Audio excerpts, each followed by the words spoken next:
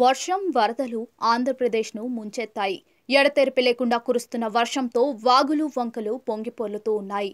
లోతట్టు ప్రాంతాలు జలమయమయ్యాయి. పలు గ్రామాలు నీట మునిగాయి. పలు గ్రామాలకు రాకపోకలు కూడా నిలిచిపోయాయి.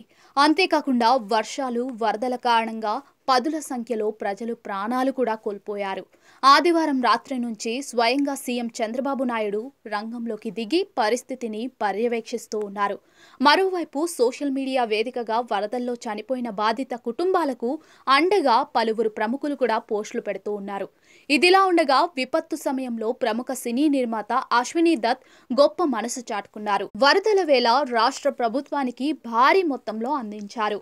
ఏపీ ముఖ్యమంత్రి సహాయ నిధికి 25 లక్షల విరాళం ప్రకటించారు.